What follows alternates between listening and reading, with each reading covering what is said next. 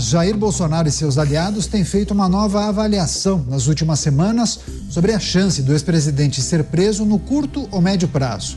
Alvo de várias investigações, o líder da direita acredita que a possibilidade de ser preso, pelo menos hoje, é mínima, se for comparado ao início do ano, quando foi alvo até de operações. Até o momento, o recado que Bolsonaro recebeu de seus interlocutores junto ao Supremo Tribunal Federal é que ele só deve ser detido se for condenado e após ter os recursos apresentados na Justiça esgotados. Vamos girar com os nossos comentaristas.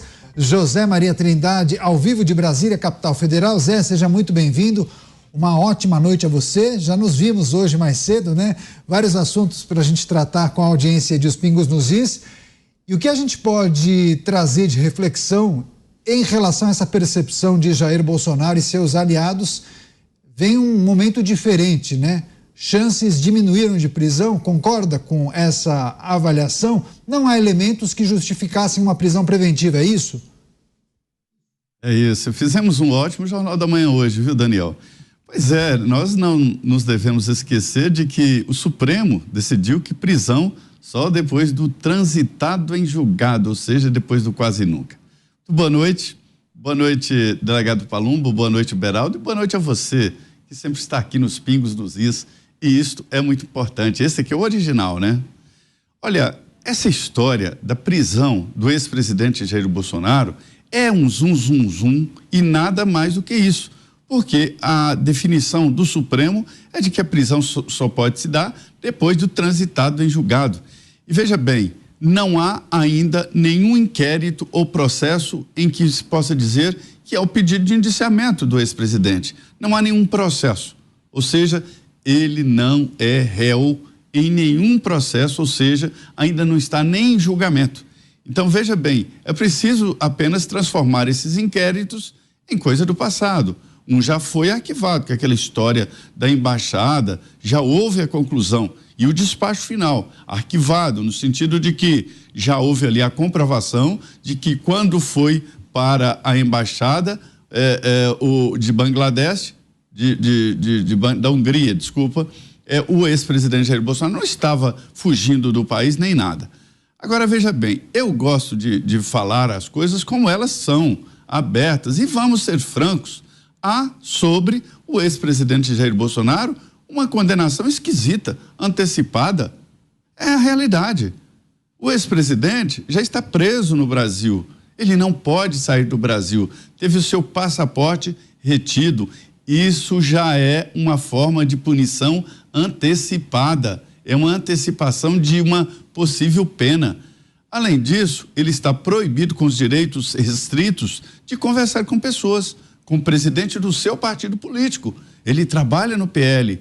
Ele tem um andar inteiro lá para fazer a sua política, que é muito forte no PL, e não pode falar com Valdemar Costa Neto e outros integrantes do PL. Fica ridículo, eventos em que o presidente do PL entra, faz um discurso, sai, aí depois vem o Jair Bolsonaro como se fosse a lua e o sol. Não é possível uma história dessa, né? Ele não está condenado ainda. Esta é a realidade pura. Dizem por aqui, Daniel, que depois das últimas manifestações do Rio de Janeiro, na Avenida Paulista, houve um certo, vamos dizer, reforço à popularidade e à impossibilidade da prisão do ex-presidente Jair Bolsonaro. E na política se diz o seguinte: se prender Jair Bolsonaro, elege-se imediatamente a ex-primeira-dama Michele Bolsonaro. Pois é, vários aspectos para a gente tratar. A gente continua o nosso giro de análises. Vamos chamar o Cristiano Beraldo, também conectado ao vivo com a gente aqui nesta edição de Os Pingos nos Is. Beraldo, seja muito bem-vindo. Uma ótima noite a você. As avaliações de Jair Bolsonaro e seus aliados sobre a possibilidade de uma prisão em curto ou médio prazo, enfim, uma prisão preventiva, houve quem praticamente garantisse, cravasse para os seus leitores, ouvintes e a audiência de televisão, muitos comentaristas de outras emissoras, dizendo que sim, era questão de tempo. A prisão de Jair Bolsonaro estava em vias de acontecer. Parece que eles buscavam likes e buscavam audiência, né? Porque eu acho que o cenário mudou. Olha, Daniel, eu estou assustado com a fala do Zé Maria. Boa noite a você, boa noite, Zé, delegado Palumbo, um prazer tê-lo novamente aqui conosco. Boa noite à nossa audiência que nos prestigia todas as noites aqui nos Pingos nos Is. E eu vou explicar porque que eu estou assustado com a fala do Zé Maria, porque o Zé é um dos mais experientes jornalistas de Brasília em atividade. Já viu de tudo, acompanhou momentos históricos do Brasil em que o Brasil que vivemos foi sendo moldado a partir das decisões tomadas no Palácio do Planalto, no Congresso Nacional, no Supremo Tribunal Federal e tantos outros órgãos importantes que estão instalados em Brasília. E ouvi o Zé dizer que as manifestações, e disse de forma acertada, correta, na verdade, ele nos chamou a atenção para uma realidade assustadora. Dizer que as manifestações da Avenida da Avenida Atlântica e da Avenida Paulista são trunfo para evitar a prisão do ex-presidente Jair Bolsonaro, me fazem constatar aquilo que a gente discute aqui várias vezes, que a justiça, aquela justiça com J maiúsculo, já não faz mais sentido no Brasil. Como é que pode a gente considerar uma circunstância em que a popularidade de alguém tem um peso na decisão sobre a prisão ou não daquela pessoa? Popularidade não credencia ninguém a absolutamente nada. Só que hoje, no Brasil de hoje, virou um fator a ser considerado. O Zé falou também que não há elementos para prisão, né? O Supremo decidiu no passado de que prisão agora é só, de fato, com sentença transitada em julgado. Só que a gente tem casos, e não são poucos, de pessoas presas, sem denúncia, sem nada, estão lá presas preventivamente. Por quê? Resolveram prendê-las.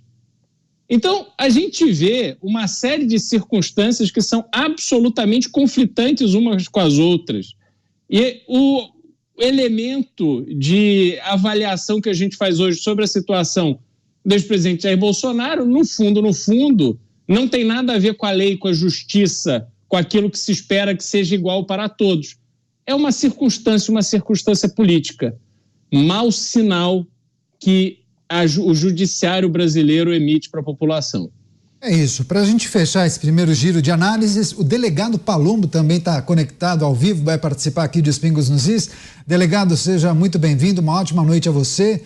Jair Bolsonaro e os aliados têm avaliado a chance de prisão e vem um risco pequeno de uma detenção preventiva antes do encerramento desses processos. O que é preciso considerar nessa análise? Uma boa noite, Daniel Caniato, Beraldo, Zé Maria, o prazer estar na Jovem Pan mais uma vez.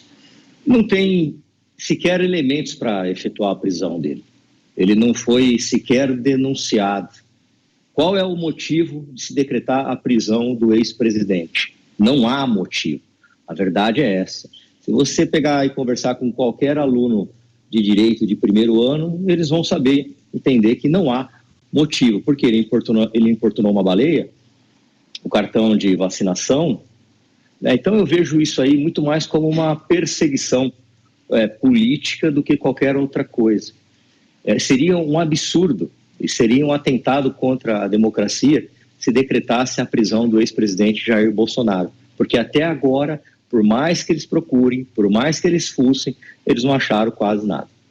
Pois é, vou retomar com o José Maria Trindade. Zé, o Beraldo fez um comentário em cima da sua reflexão sobre aquelas manifestações que aconteceram em São Paulo, no Rio de Janeiro, na Avenida Paulista e na Avenida Atlântica, fazendo um paralelo, inclusive em relação àquilo que você disse.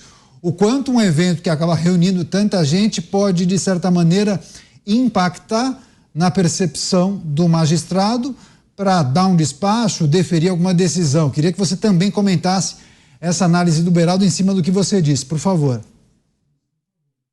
Mas com muita tranquilidade. Veja bem, entre os aspectos que poderiam justificar uma prisão preventiva, que é destruir provas, a possibilidade interferir com testemunhas, constranger com testemunhas, de não cumprimento da possível pena, que seria a possibilidade de fuga, e um ponto principal que poderia decretar a prisão preventiva é a comoção pública. Então, se vale a comoção pública para decretar a prisão preventiva, ao contrário, ou seja, uma comoção pública contra uma prisão preventiva também pode ser real. Isso qualquer jurista vai entender. Se a comoção pública justifica uma prisão preventiva, que é o caso, por exemplo, daquele acidente com o automóvel de luxo, que o argumento é comoção pública. Não tem outro argumento para preventivamente se prender. Então, a comoção pública pode evitar uma prisão preventiva, e bem preventiva na área ainda de inquérito. É claro, todo mundo sabe aqui que os tribunais superiores são políticos, eles têm que ter uma visão muito mais ampla do que a letra morta da Constituição e da lei. Esta é, inclusive, a função, né, dos tribunais superiores. Só que não pode ser tão político assim que possa dar nas caras e que seja de uma maneira tão explícita, né? Então, esta é a realidade. Então, a comoção pública é um argumento jurídico muito respeitável e muito usado. Você, Beraldo? Não, Zé, vamos lá, vamos com calma. O papel do Supremo Tribunal Federal é aplicar a lei conforme a Constituição. A comoção pública... Ao contrário, o papel do Supremo é muito mais alto. É o guardião da Constituição, né? As leis vêm antes. Então, você tem razão, mas é muito mais grave. Quer dizer, o Supremo foi criado para fazer cumprir a Constituição. O STJ foi criado para ser o ponto final nas demandas judiciais. Só iria para o Supremo quando se tratasse de matéria constitucional. Mas, na prática, a coisa não está andando assim. Desculpe te interromper, Beraldo. Não, é isso. Só que quando você coloca o elemento de comoção popular, de pressão popular, aí eu já não consigo mais entender nada. Porque, caso do Porsche, por exemplo, não é a comoção popular que tem que levar alguém à prisão, um rapaz lá da prisão. Ele estava dirigindo acima da velocidade, foi imprudente a direção, ele causou um acidente e matou uma pessoa. Esses são os elementos dados. Aliás, foi abordado na hora e foi liberado, não sei porquê. Estava com sanguinho no nariz. Aí, não, vamos embora, porque eu vou lá pro hospital privado. Não posso ir no SAMU, não. Tem que ir no hospital privado. Sim. Enfim, isso tem que ser investigado na circunstância ali. Beraldo, esses argumentos que você está dizendo são todos reais e que justificam a condenação dele. Mas a prisão preventiva é diferente da condenação, e o delegado Palumbo pode muito bem explicar qual é a diferença e a história da comoção pública. Então eu vou perguntar ao delegado, porque eu, de novo, não sou advogado, mas eu espero que quando houver algum caso em que eu tenha interesse ou que eu esteja envolvido, o delegado não olhe e veja assim, deixa eu postar isso aqui e ver quantos likes dá. Vamos ver quantos views essa matéria vai dar, que aí eu vou decidir se eu vou contra ou se eu vou a favor, se eu vou prender ou se eu vou soltar. Mas o que é isso, Zé? Então não dá, então tem que interditar todo mundo, porque não há mais senso de justiça. Aí a gente entra naquele campo que você tanto combate, que é o papel das redes sociais. Enfim, eu realmente não consigo entender como é que se encaixa esse conceito de pressão popular, clamor popular, no exercício da lei e da função da polícia, no caso que você citou. Delegado, por favor, nos socorra aqui. Por gentileza, delegado. É bom tê-lo aqui também. Não, o Beraldo está corretíssimo. Havia mais do que motivo para prender aquele indivíduo que matou o Porsche. E eu te digo por que ele não foi encaminhado para a delegacia e para o ML. Porque a polícia de trânsito, que não alivia para ninguém, aliviou para ele, não se sabe qual o motivo. A grande verdade é essa. Ele deveria ser conduzido até a delegacia e apresentado para o delegado de polícia.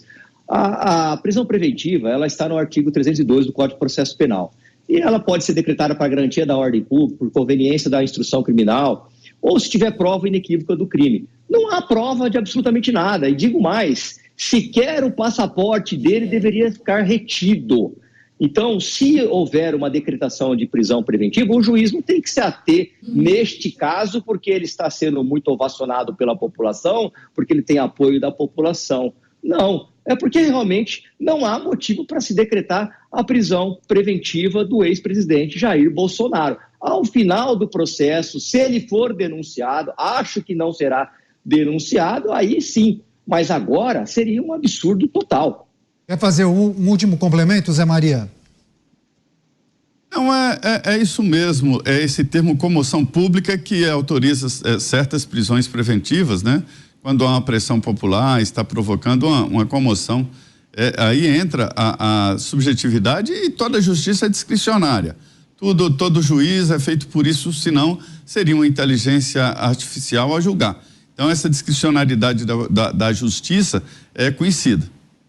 Tá certo. Agora tem um outro aspecto dessa notícia em relação à percepção dos aliados de Jair Bolsonaro em traçar um paralelo com o que está sendo apreciado pelo Tribunal Superior Eleitoral em relação ao caso do senador Jorge Seife, Cristiano Beraldo. Eles viram uma mudança de posicionamento com a solicitação para a obtenção de novas provas, entendem que o momento pode ser favorável, inclusive para Jair Bolsonaro, dependendo do avanço e qual será o veredito da Corte Superior Eleitoral em relação ao caso de Jorge Seife.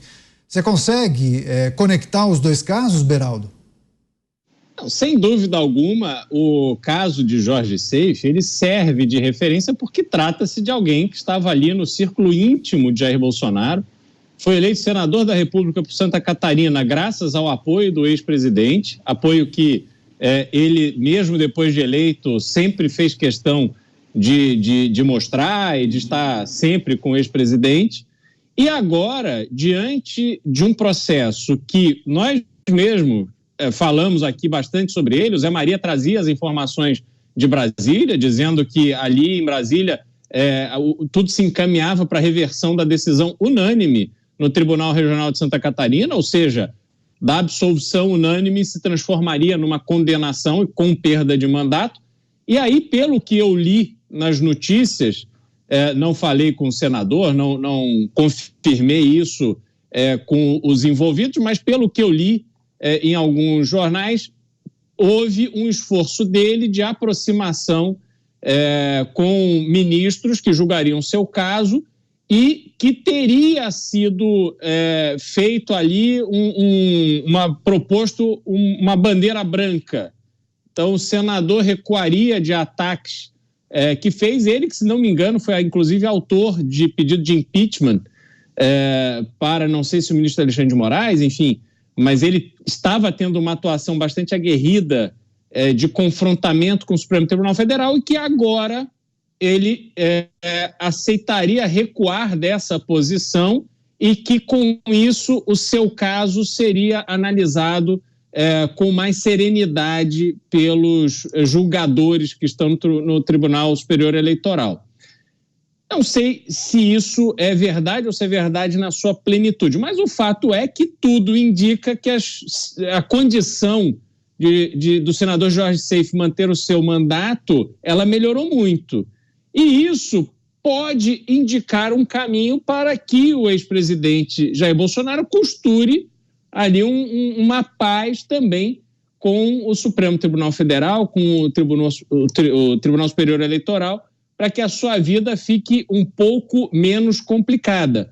Vamos ver se ele também é visto como um caso semelhante do senador Jorge Seife pelos ministros e julgadores que estão com seus casos na mão.